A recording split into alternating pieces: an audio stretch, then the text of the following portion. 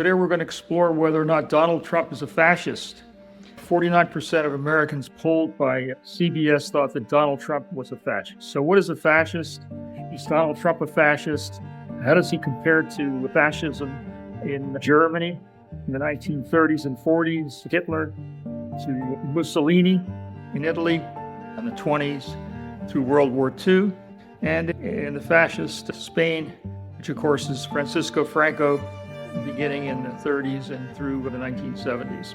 Let's take a look at the elements of fascism and see how much the Donald and his administration is fascist, how much of the elements are there. Fascism has always, particularly in Germany, emphasized white supremacy, that the Aryan race, the myth of the Aryan race, was superior genetically to other races. And other races, the Slavs, as they began to conquer them in Eastern Europe, the Jews, were subhuman and deserved to be eliminated, to be exterminated. Donald Trump has taken a similar view, which is to find a scapegoat, find an element of society that can make the other. And he's done that particularly with Hispanics, particularly immigrants, brown people, and people who have different views than he does. Donald Trump, without question, is a racist and uses race to support his views and to continue to curry favor with his followers. He believes in a natural racial hierarchy. He said over and over again that immigrants are subhuman, they're animals, they're poisoning the blood. Poisoning the blood, that's a term that Hitler used. So he certainly has followed that important tenet and aspect of fascism. Cult of the personality. In Hitler, Mussolini, and Franco, they promoted the cult of the personality, which is the supreme leader is infallible. He alone has the ability to solve all the problems that are caused by the other, by the enemy, real or imagined. Donald Trump has done that. Basically, to say that he is the only one who can solve the problems that America faces. He's got the answers, to trust in him, and so he meets that criteria specifically. There's a mythic past. Fascists believe in Germany in the 1930s. Hitler looked back and said Germany was a pure Aryan white society, an elevated society. We actually would have won World War I had we not been betrayed by Jews and others. So they create a myth of the past, the greatness of Germany, the greatness of their white culture, Aryan culture. And Trump has done the same thing, trying to hearken us back to the wonderful days of the 1950s, when we were a white, male-dominated Christian society. Donald Trump certainly uses the same tropes in creating a mythic past that we need to return to because it's being corrupted by the other. Those who are destroying our country, deep state, political enemies, and those who are racially and ethnically different from we are and are corrupting our country. As we know, fascists Hitler, Mussolini, and Franco promoted violence.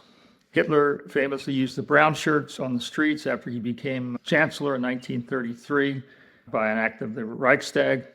He began to turn loose his terrorists on the streets of Germany and began to instill fear, arrest, beat, terrorize, imprison his perceived enemies. Donald Trump's doing the same thing. He is using the National Guard, the military, to suppress and to harass and arrest U.S. citizens who are often just law-abiding citizens. He promoted the insurrection at the Capitol on January 6th, saying that he won the election, which he knew he lost. And he promoted that violence that these insurrectionists did in the Capitol, the halls of the Capitol, against hundreds of police officers and very seriously injured and attacked them.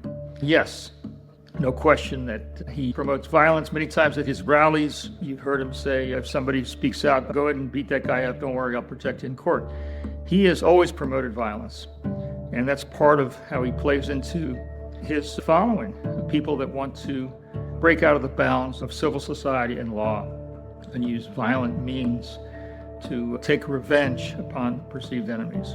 Hitler claimed that he won the 1932 elections for president in Germany, and he lost. He claimed that he won. He lost by millions of votes, and he recreated the past. He recreated this false history that he won when he lost, and Trump did the same thing in the 2020 election, saying that the election was stolen, in which he knows that it's not. He knew that it was not stolen. So they seek to humiliate, to scapegoat. They create enemies, us versus them. In Germany, it was Jews, leftists, communists, gays, religious groups, the disabled, who they persecuted, rounded up. And of course, with many, we eventually know there were, especially Jews and others, were exterminated. Trump has done that with immigrants, with brown people. The people around him, Hegseth and others, are obviously white supremacists. Their history is white supremacy. People in his government are white supremacy. In the Charlottesville, Virginia march, you had neo-Nazis and white supremacists, Ku Klux Klan marching with torches. Jews will not replace us. And Trump not only didn't denounce those people, he actually said they're good people on both sides, which is shocking. Fascists in Europe, they're anti-intellectual, because intellectuals and intellectual institutions, whether they be universities, whether they be the press, whether they be research foundations, whether they be artists, writers, they're independent thinkers, and they're a potential enemy of fascist thought, which is very narrow and seeks to rewrite reality of society and rewrite history. Donald Trump, as we know, is trying to limit the influence of major universities in this country, their research, their admissions practices. He wants to influence how our museums do displays in history. There's something going on right now in the Smithsonian about the history of slavery in the United States, which is our greatest shame, one of our greatest shames in our history. And he wants to show that slavery really wasn't that bad. Can you imagine? That's what he wants to do now in the Smithsonian and other institutions, no doubt, to rewrite history so that he can curry the favor of white supremacists today, which we unfortunately still have many. That slavery was not a bad institution, that it wasn't so bad. So why are they focusing on that in the history that they're in the exhibits in the Smithsonian? He wants to limit our cultural centers. The Kennedy Center, it's too liberal. He wants to bring back the kind of views that he thinks his followers want. And many people at the Kennedy Center, particularly a lot of the performers, have resigned in protest. He attacks television. He attacks newspapers. He attacks writers. He's tried to eliminate public television, Radio Free Europe. He's taken all the money away for Radio Free Europe, which is an amazing institution that's been there for decades to provide news to much of the world who doesn't have an opportunity to get that. He also has attempted, like Hitler did and other fascists did, to eliminate or limit the power of the judiciary. He goes right up to the edge when he sees it, when there's an order against him by a state federal court. He's ignored them, or he's gone right up to the edge and pretty much gone his own way and ignored those court orders. And that's, of course, that's what Hitler did. He eliminated all elements of government that could oppose him. The Reichstag, which is the parliament, and of course, Trump has a complete hold over all Republicans in Congress. Most Republicans in Congress who are afraid of him, who are afraid of being primaried. He wants to promote a male-dominated, misogynistic society, which is violent and militaristic. He appeals to the machoism of white males who want to say that women don't have the same rights. And he surrounded himself with people who have blatantly abused women. Matt Gaetz, look at his history. It's shocking. He wants to surround himself with people like him who abuse women, unashamedly. Another element of fascism, particularly in Germany, was wealthy individuals and companies and their close relationship with the fascist government. In Germany, there are arms manufacturers who made money off the war. There are chemical companies that, in fact, manufactured the gases that exterminated people in the extermination camps during the war. Many other automotive, steel, oil companies, some foreign, some American. Ford, Standard Oil were there. And so in the United States, what do we have? Who do we have? Wealthy companies and individuals that support Donald Trump, despite his racism, despite his anti-democracy movement. Who are we talking about? There's many companies that are very happy with Donald Trump. Big oil in particular donated more than $450 million to Trump, and Congress over $100 million. Remember, before the election, Donald called many of the chiefs of the oil companies to Mar-a-Lago and said, listen, you guys give me $1 billion and I'll give you whatever you want. They gave him $500 million, essentially, and he gave them whatever they want. What they want is deregulation and lower taxes. They got much lower taxes. Taxes are now regressive, and the working people are paying more for taxes and lose more, Medicaid. And they also have deregulation, where they are not held to account for their levels of pollution, methane gas, going into pristine areas of the land and the oceans to drill for oil. Those donors who are close to Donald Trump, whether it be media companies, whether it be manufacturers, or whether it be oil, they have a close relationship with him and they have mutually benefit. So that's another key element of fascism. Closeness to the wealthy by the fascist leader and regime, and they mutually benefit one another. So that's another key element of fascism. So let's explore it in more detail and see whether or not Trump's top advisors, General Kelly and General Milley, were right when they said Donald Trump is a fascist to the core. So let's have a look at some of the big companies that have donated large amounts to Donald Trump during the campaign, that have benefited from his policies and Republican policies that he's pushed. And let's compare them to what happened in Nazi Germany and the companies that cooperated with Hitler and benefited financially in a huge way. Let's talk about big oil and gas and how have they dismantled a lot of the regulations and taxes that the oil and gas industry has faced. They got a huge tax break in his big, beautiful bill, huge tax breaks for extremely wealthy individuals and companies. They allowed him to hike energy bills for working families. They received $18 billion in new and expanded tax incentives for oil and gas. That's what big oil received. They got $6 billion in savings that companies pay for governments to extract oil and gas from public lands. They saved $1.5 billion to delay the penalties on methane leaks, which were imposed by Biden. And of course, methane is a very potent greenhouse gas. Trump and the EPA has announced they want to eliminate what's called the endangerment finding, a 2009 regulation of the EPA that says basically greenhouse gases endanger the public health and allow the EPA to regulate air pollution and greenhouse gases. They want to eliminate that. Trump falsely declared the United States has an energy emergency which allows all of these presidential executive orders to benefit oil and natural gas. In fact, there is no energy emergency. This is completely made up. And Trump has done so that he can do favors, cut development of green energy projects, do away with them, the billions of dollars that were passed by Biden, many of whom have already gone into new factories, green factories around the country, with batteries, storage batteries, wind, turbine manufacturing components, as well as solar. He's done away with them. He's taking away as many permits as he can for wind projects offshore and on land. And he wants to turn our country backwards. He thinks he's doing big oil a favor. That's an example of how companies that have donated hundreds of millions of dollars to this president are doing well financially. He wants to allow oil and gas pipes in sensitive environmental areas in the Straits of Mackinac between Lake Michigan and Lake Huron. He wants to put pipelines to transport gas, which are very dangerous and pose tremendous risks for the local environment. He wants to open the Arctic National Wildlife Refuge, and he wants to open the world's most pristine tropical marine environment in the Pacific, which is, we have a 490,000 square mile open ocean coral reef in Pacific island areas that are our territories. Lee Zeldin from the EPA has done his bidding and wants to turn back the clock and roll back incentives for purchasing electric vehicles and other green energy projects.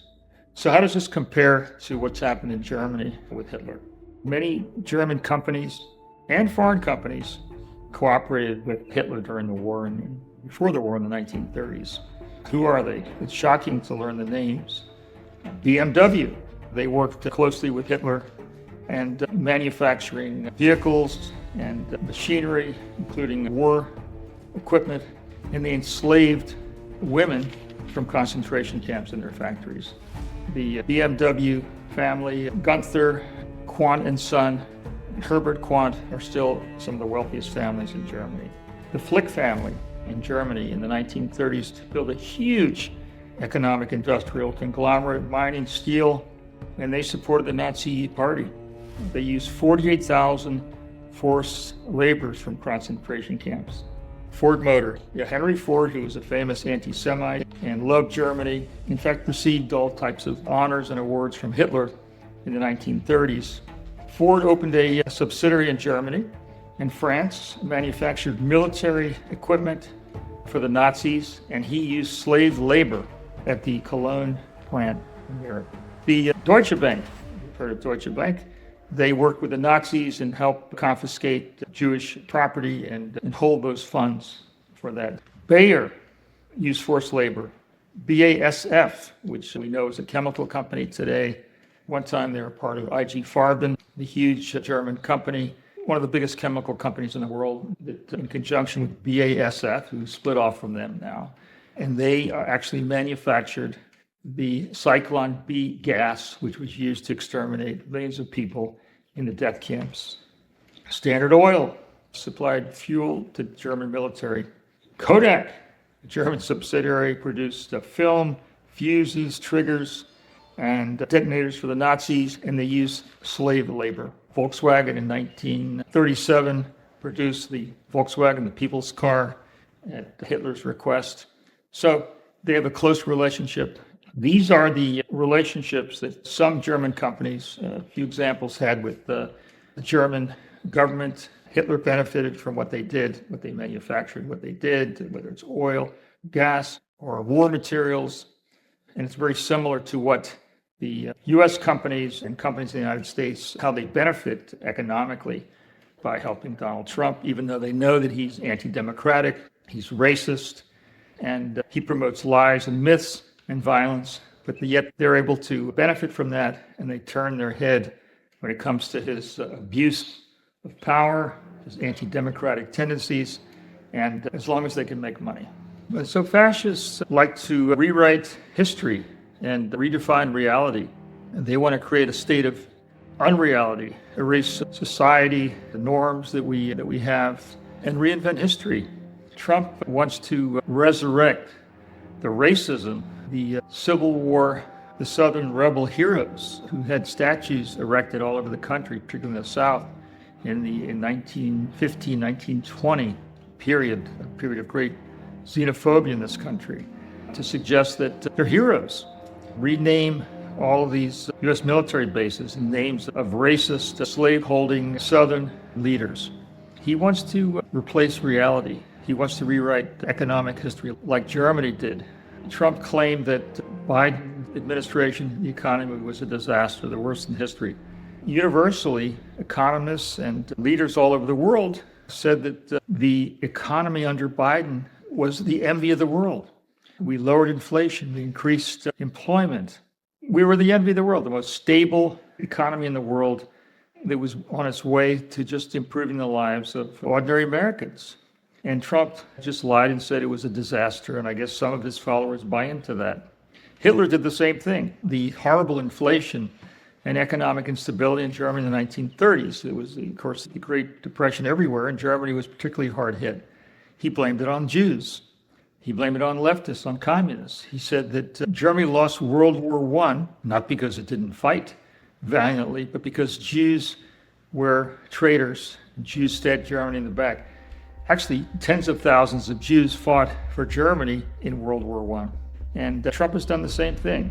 You have to create an enemy to be a fascist. You have to blame all the ills of society, social and economic ills, on some group. So the one he's in particular has picked out are immigrants. And he's lied to say that they're criminals, they're rapists, they're murderers. Anybody who looks at the statistics knows that immigrants have a much lower criminal history than U.S. citizens. But let's create a complete falsehood. And that's essentially what Hitler did. Let's blame Jews, let's blame leftists, let's blame them for losing World War I, and let's blame them for the inflation and disastrous economy that we have now. Trump used the same language that Hitler used about racial purity, the myth of racial purity, and said that his political enemies are vermin. Those are the same terms that Hitler used to describe Jews, vermin. Trump said that immigrants are poisoning the blood of our country. Exact same words that Hitler used to describe Jews. Trump said immigrants are not people. They're not humans, they're animals. And he views and supported the white replacement theory that the reason the immigrants are coming in is to replace the white majority. Of course, he's imposed very strict control and dominance over women. He's demeaned women. He's removed top female generals, admirals from military posts simply because they're female, no matter how outstanding their administration and their record was. Trump is vulgar, sexist, and he celebrates those who abuse women, Pete Hegseth and Getz and others, because that's what he's done. He's been convicted of that, essentially, and he's bragged about that. So we have shocking similarities between Donald Trump, the false reality that he's creating, the false enemy that he's creating, the myths, and what Hitler did to rally Germans and to blame the ills of Germany, losing World War I and the disastrous economy in the 30s on others.